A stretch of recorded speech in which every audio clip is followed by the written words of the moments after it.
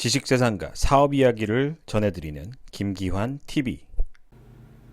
안녕하세요. 김기환 TV의 김기환입니다. 지식재산학 개론 12부작 9강입니다. 드디어 이제 상표권 얘기를 해볼 건데요. 오늘은 일단 먼저 상표권의 개요에 대해서 알아보도록 하겠습니다.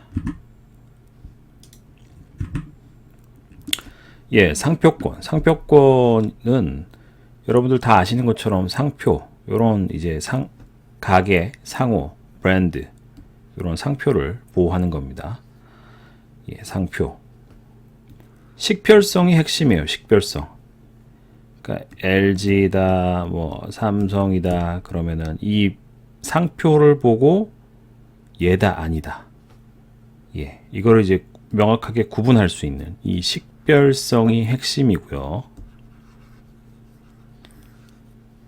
상표 등록하지 않더라도 일단 시장에서 상표 사용에 관한 입증을 한다면 별도로 권리 주장하지 않고도 선사용주의입니다. 얘는 먼저 쓰고 있는 게 제일 중요해요. 그리고 이제 식별성 있는 색상, 냄새, 소리, 상품의 형태, 포장까지도 트레이드 드레스로 등록이 가능합니다. 그리고 이제 핵심이 이거예요. 소비자에게 오인 혼돈을 가져올 수 있는 것이 무엇인가. 그래서 이제 이거를 보여드릴 건데, 요즘 여러분들 커피, 일리커피 다들 좋아하시잖아요. 굉장히 유명한 일리커피 브랜드인데, 우리 동네에 이런 게 있어요. IM 1리터 커피. 이게 다른 카테고리, 다른 비즈니스를 하면은 상관이 없는데, 똑같은 커피 분야고, 혹이나 이 색상 차이 가지고 1,2커피의 서브 브랜드인가 누군가 이제 혼돈, 혼돈의 혼돈, 이게 핵심입니다. 혼돈의 여지가 있다. 그러면은 상표권 침해가 발생할 수 있는데, 어쨌든 여기가 얼마 전에 망했어요. 1,2로부터 1,2가 이런 구멍가게를 고소하진 않겠지만 그 전에 망했습니다. 주 내용을 좀 살펴보면, 일단 상표권은 문자, 기호, 숫자, 도형, 색상, 문구 디자인 등 이들의 조합을 보호하는 거고요. 지정 상품, 특정 서비스의 출처를 확인, 타 판매상들로부터 자사의 것을 식별, 핵심 키워드는 식별입니다. 식별. 식별을 할 수 있는 것. 이게 핵심이고 보호 대상이고요. 행정 등록을 걸쳐요. 그래서 이제 상품과 서비스를 지정하여 특허 출원하듯이 출원하고 상표국 심사관이 이를 심사해서 등록 권리를 주는데, 그보다 더 중요한 거는 선사용주의다. 이게 더 중요하다. 그리고 이제 권리 내용은 타인의 오인 혼돈을 초래할 수 있는 유사 상표 사용 못하도록 하는 거고요. 배타적인 권리. 이 브랜드, 이제 잘 키운 브랜드를 이제 키우기 위해서는 결국 이제 상표권이 굉장히 중요하고요. 주지 저명 상표인 경우 타인의 상표 희석화하는 것을 방지할 수 있는 권리. 이게 무슨 말이냐면은, 예를 들어서 삼성이 있습니다. 글로벌 이 브랜드 삼성. 근데 삼성이 실제로 안 하고 있는 예를 들어서 비즈니스용에게 삼성 쓰레기통, 이게 첨단 쓰레기통도 아니고 그냥 쓰레기통. 삼성 청소기 사업은 하고 있지만 이제 이게 가전회사다 보니까 가전 제품으로서의 청소기, 오토매틱 베큐um 클리너를 만들고 있지, 수동 쓰레받기 이런 거 안 하잖아요. 이런 거는 이제 이 희석, 삼성이라는 브랜드 이미지를 실추시킬 수 있기 때문에 이런 것도 못하게 막을 수도 있다. 권리기간은 이제 상표 등록일로부터 기본은 10년인데 지속적으로 10년씩 갱신 등록해서 영구적으로 사용을 할 수가 있어요. 그래서 요런 그림 기억하실 건데, 아마 여러분들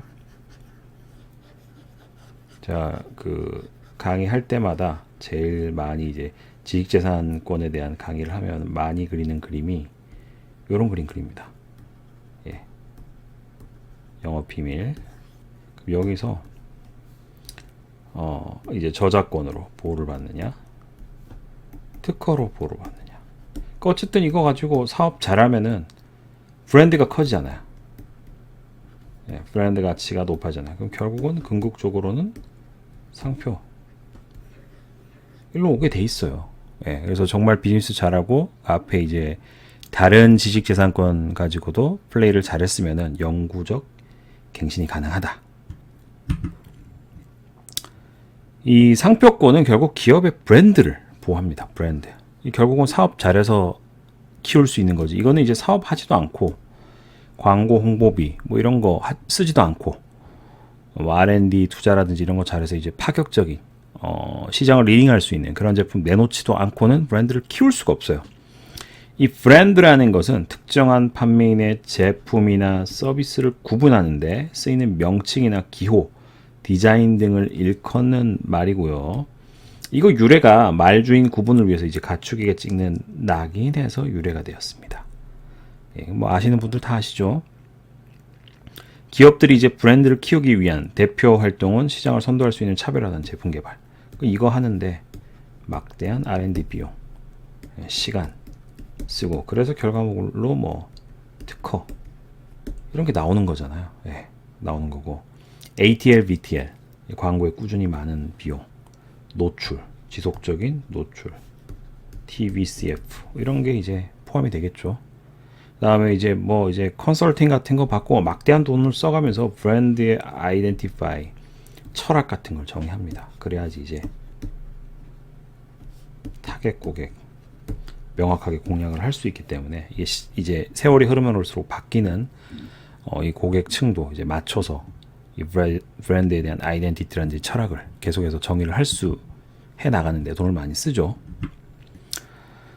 상표권 치면은 이제 그 상표가 가지고 있는 브랜드 이미지에 어떻게 보면 무임승차하는 거예요. 예, 이 무임승차에서 혜택 누리는 행위인데 그 유명 기업은 브랜드를 키우기 위해서 불확실성 속에서 많은 시간과 노력에 투자를 합니다.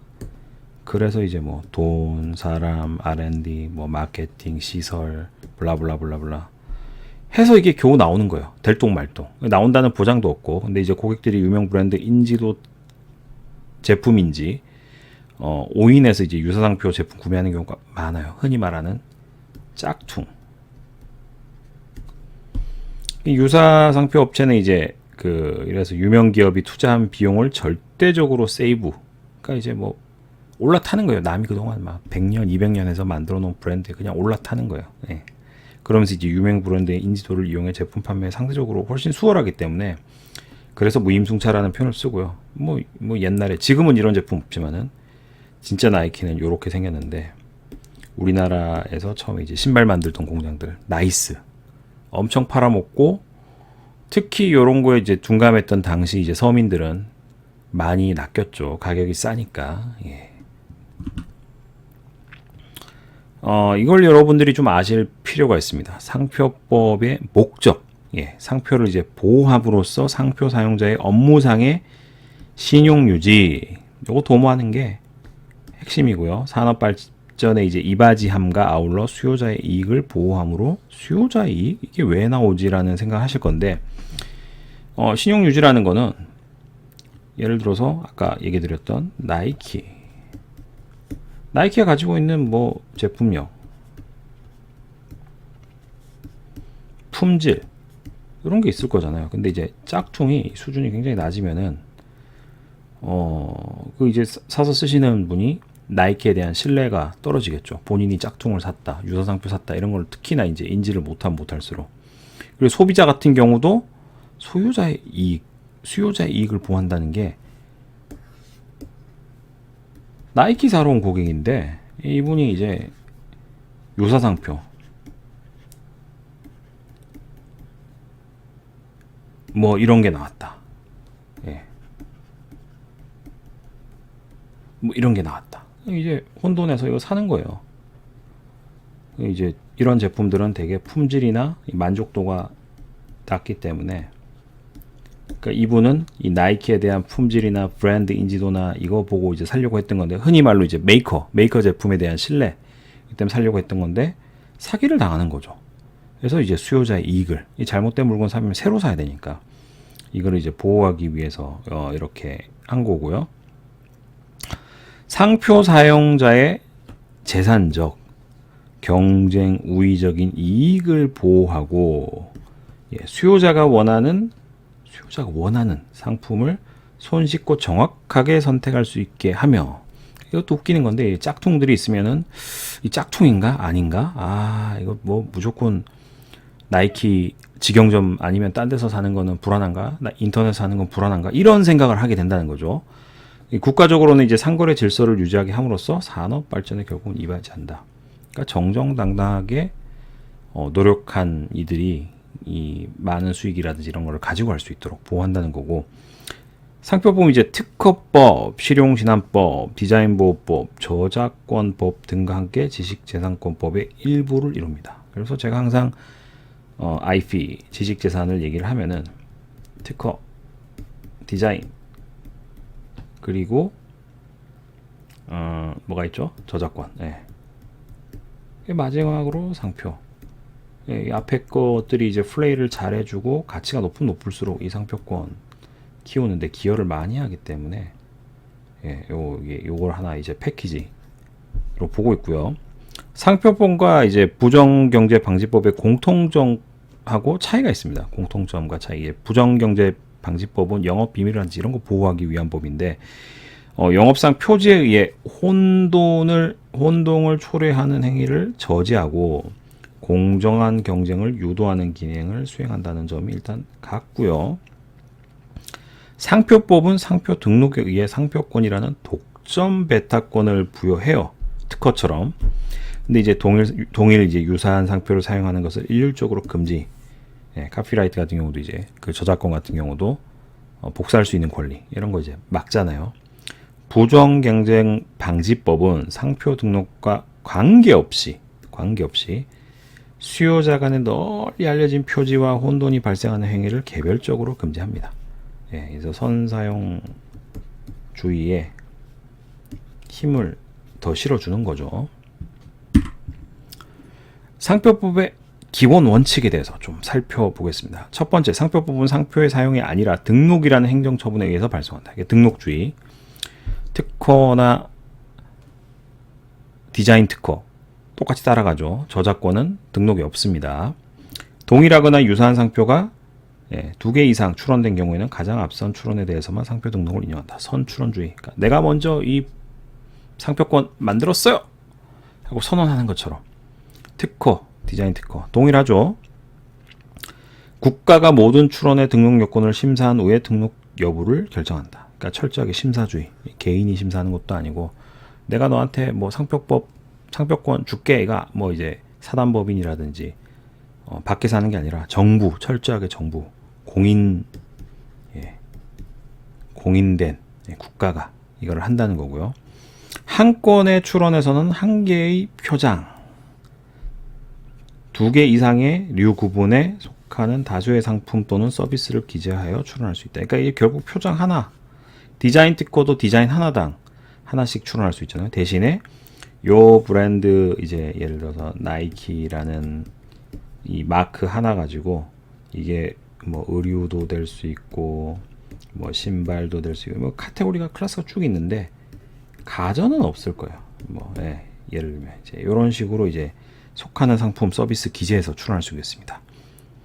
일상품 다류 구분 일출원주의라고 부르고 있고요. 상표의 정의를 좀 해보자면 자기의 상품과 타인의 상품을 식별하기 위하여 사용하는 표장이다.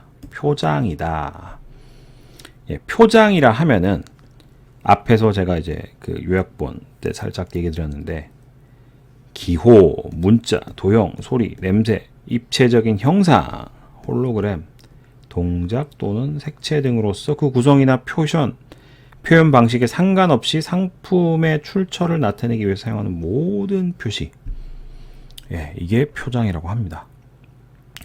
상표법에서 말하는 상표의 사용 유형은 상품 또는 상품의 포장에 상표를 표시하는 행위, 포장. 예, 포장 중요하죠. 상품 또는 상품의 포장의 상표를 표시한 것을 양도 또는 인도하거나 양도 또는 인도할 목적으로 전시 수출 또는 수입하는 행위. 이거 이제 포함이 되는 거예요.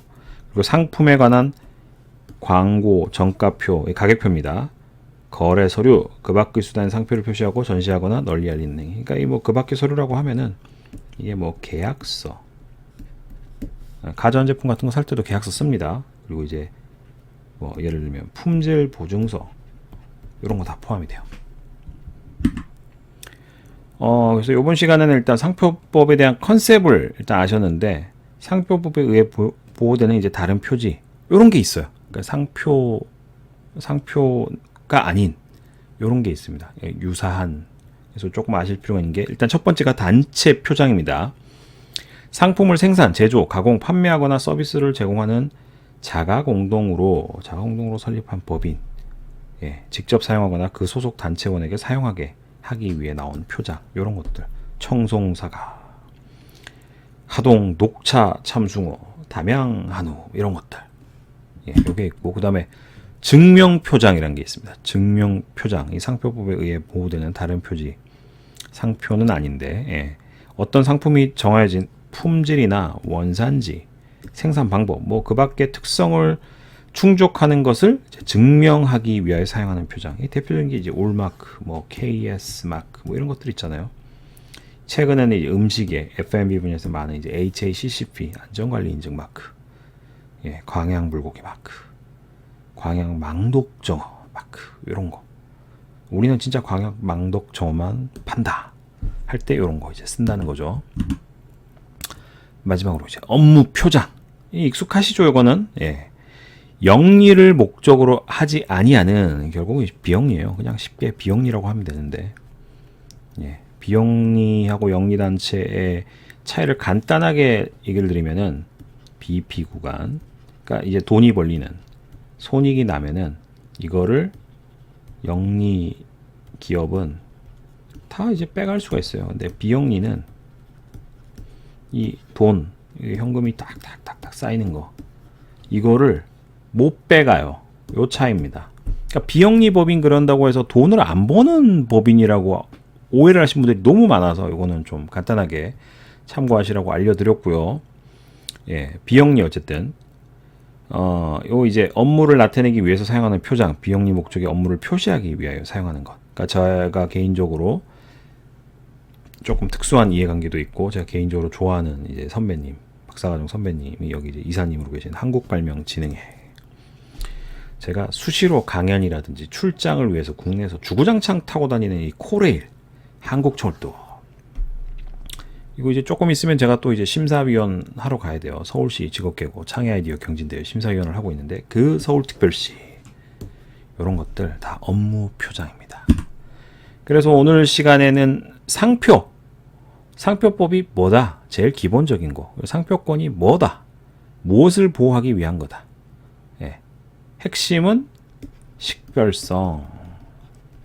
요거 이제 혼돈. 그 짝퉁하고 혼돈 되느냐? 요거 두 가지만 이번 시간에는 기억을 하시면 될 것 같고요. 다음 시간에는 상표법, 상표권 이어서 상표권 침해, 유사상표 케이스 사례, 뭐 사업적으로 어떤 영향이 있는지 이런 것들을 좀 소개를 해드리도록 하겠습니다. 지식재산은 개론, 상표권까지 다 해드리고 나서는 지식재산학 전략에 대해서 간략하게 11강, 12강에도 또 이제 굉장히 중요한 내용 전달해 드릴 거니까 끝까지 들으시고 지식재산 입문하시는 분들 특히 감을 좀 잘 잡으셨으면 좋겠어요. 오늘 준비된 내용은 여기까지고요. 필요하신 부분 있으면은 유튜브 김기한 TV로 언제든지 댓글이라든지 연락 주시면 제가 최선을 다해서 제가 아는 선에서 도움 드리도록 하겠습니다. 지금까지 김기한이었습니다. 감사합니다. 지식재산과 사업 이야기를 전해드리는 김기환 TV.